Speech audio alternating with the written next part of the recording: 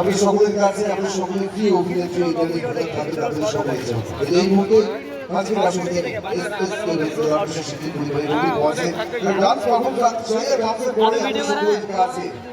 সকলের সঙ্গে যিনি বহুদূর থেকে পৌঁছে গেছেন।